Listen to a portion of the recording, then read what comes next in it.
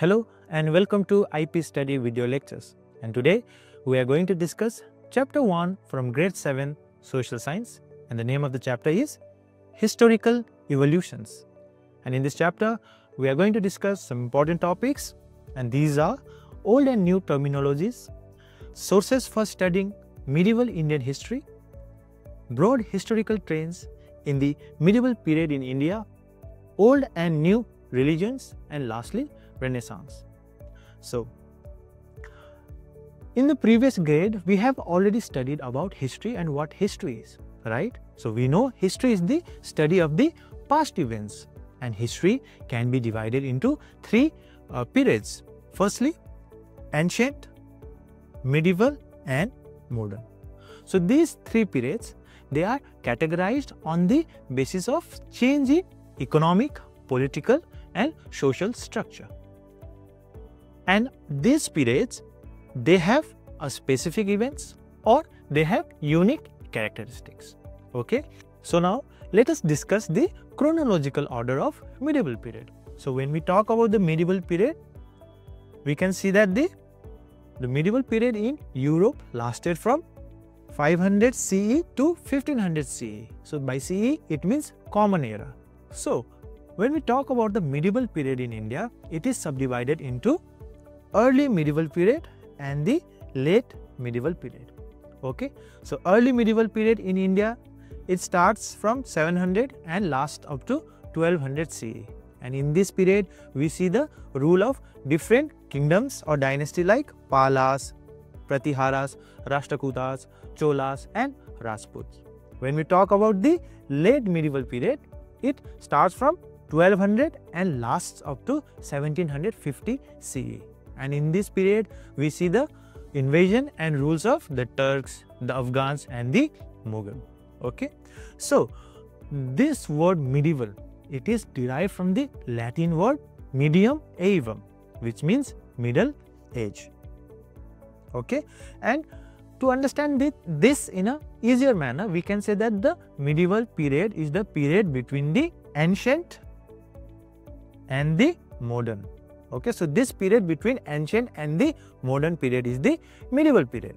And in this medieval period, we can see different political, social, economic, and cultural changes along with progress in art and architecture.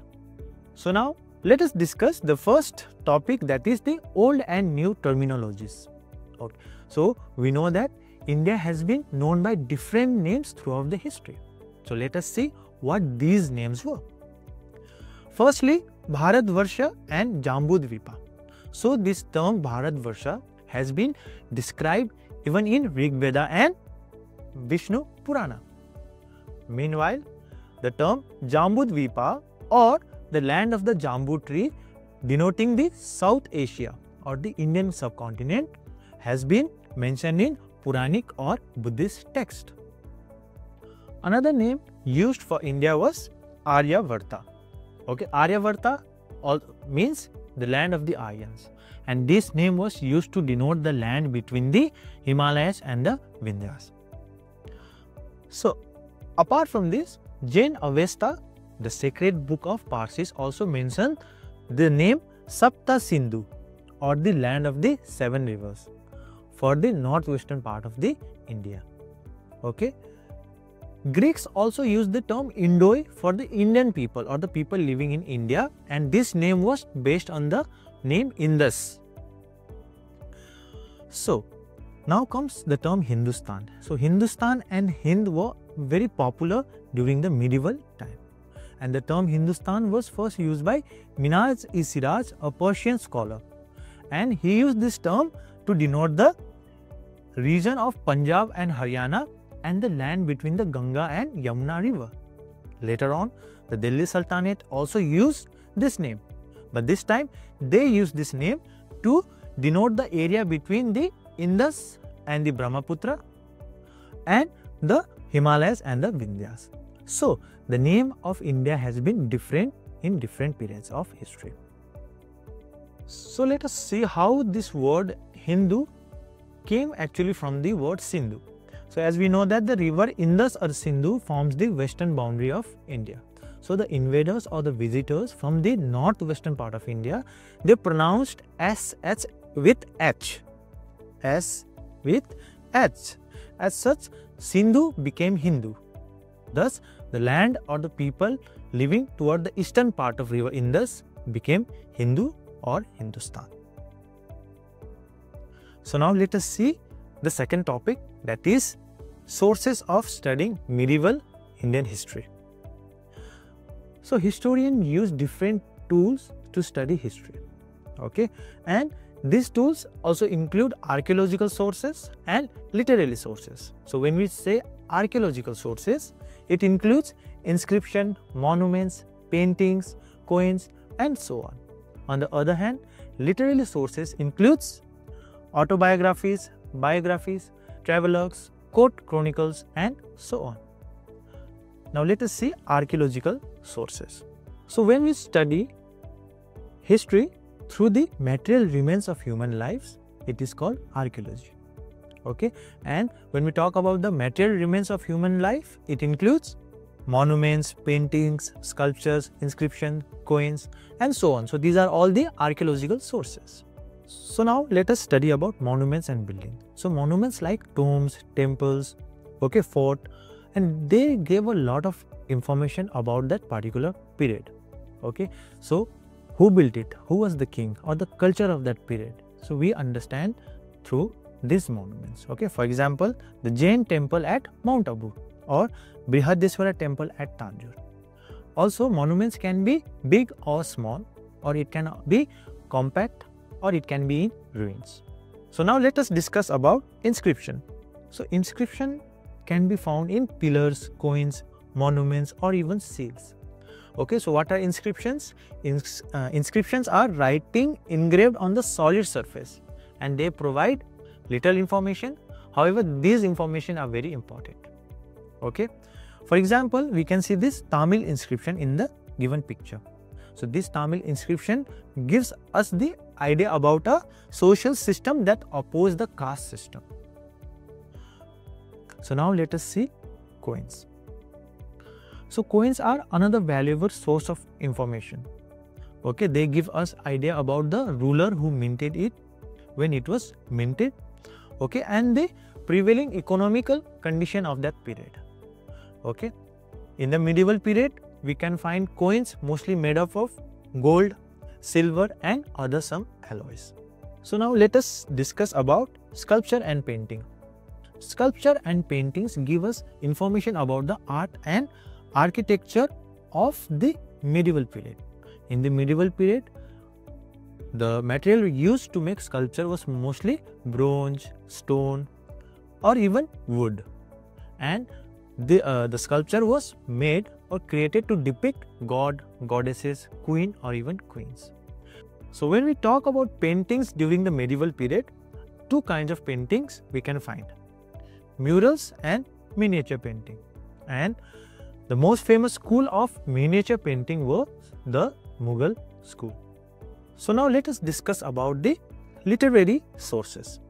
So when we talk about the literary sources, these are the written accounts written in different languages such as Persian, Sanskrit, Arabic, Urdu, or even regional languages. Okay, so we should understand that in the early medieval period, paper was still not in use. So these accounts were written in palm leaves or bark of a bird's tree or even the skin of animals. However, in the late medieval period, paper was used as a chief writing materials. Okay, some of the literary sources include the biographies and autobiographies written, such as Futuhat-e Firuz Shahi by Firoz Shah Tughlaq, Babar Nama by Babar, Tuzuk-e Jahangiri by Jahangir. Among important biographies, some are Prithviraj Raso, Humayun Naba, Ain-e Akbari, and Akbar Nama. So during the medieval period, we see the growth of Bhakti and Sufi movement. As such, these Bhakti and Sufi saints, they wrote and composed poems and songs, and these poems and songs, these are the very important religious written sources that provides information about the medieval period. Okay, texts like Ramayana and Mahabharata and also the Dohas, these are important religious written sources. So now let us discuss about the non-religious written sources. Okay, so firstly we find court chronicles. So several scholars, they wrote about the histories of dynasties during the medieval period. So these texts are also known as court chronicles, and they provide important information about the medieval period. Secondly comes travelogues. So different Muslim and European travelers, pilgrims, scholars, they visited India during the medieval period, and they wrote and left behind their experience and what they observed in India. For example, Ibn Battuta wrote about his experience during the reign of Muhammad bin Tughlaq. Also, Niccolo Conti wrote about his experience during the Vijayanagara and so on. Lastly, we have royal decrees. So government documents or archives also act as a written source, written non-religious source that provide us information about the medieval period. So when there is a decree or farman, it provides information about that period. What was the decree or what was the farman? Okay. So now let us discuss this topic, broad historical trends in the medieval period in India. Okay.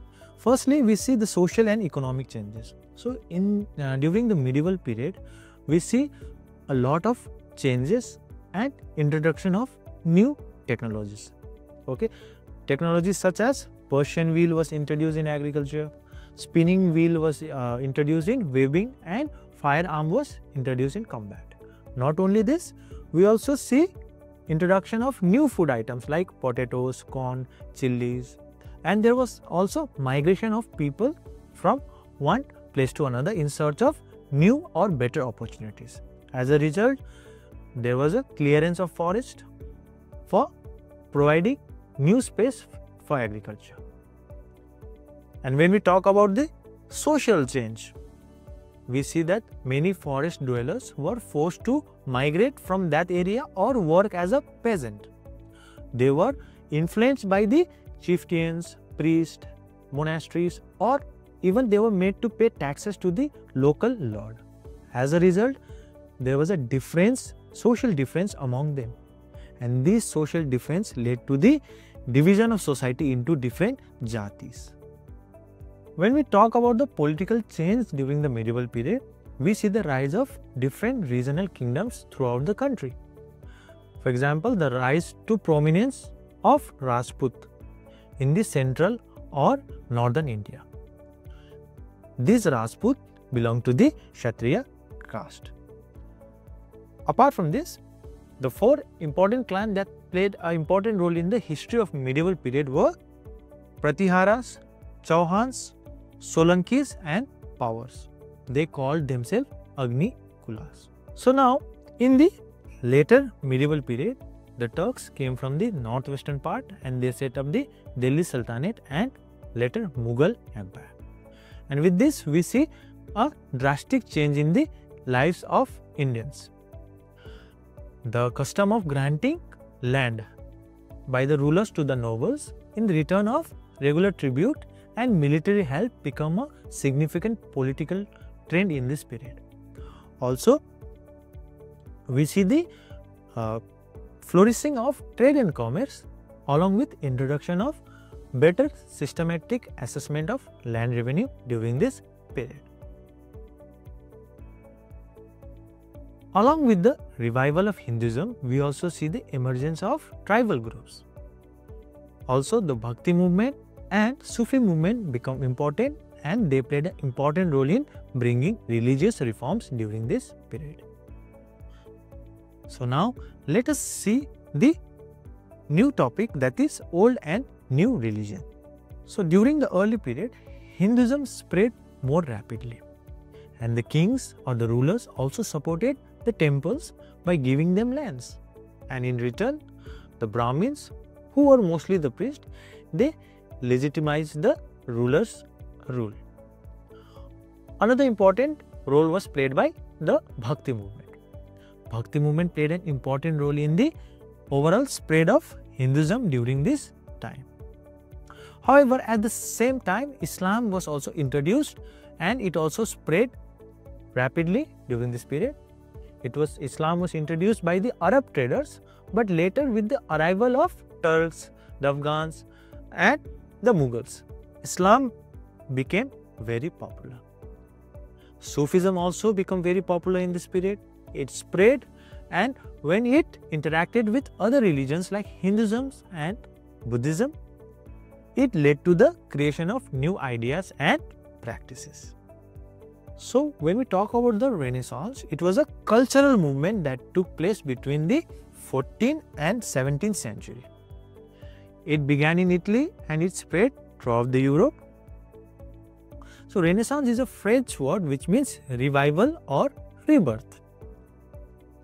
And this movement encompasses the growth and development of vernacular literature. Okay, at the same time, it led to the introduction of more natural technique in paintings and gradual reforms in education. One important characteristic was the introduction of new method of learning called humanism, in which ancient texts were studied and understood through the combination of reasoning and empirical evidence. So now let us revise some important points that we have discussed in this chapter. So the medieval period in India, it stretches from 8th century to 18th century, or from 700 CE to 1750 CE. And medieval period is subdivided into early medieval period and late medieval period.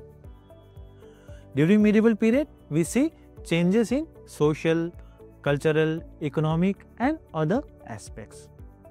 Okay.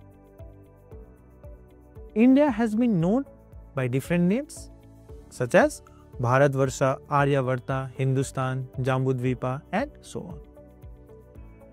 We study history through archaeological sources, and these archaeological sources includes inscription, coins, monuments, sculptures, paintings and so on. Also, we also try to reconstruct history through written or literary sources such as biographies, autobiographies, court chronicles, we can say travelogues and royal decrees. And with this, I end the chapter. I hope I was able to clarify all your doubts regarding this chapter, and we will again meet in our next lecture. Thank you.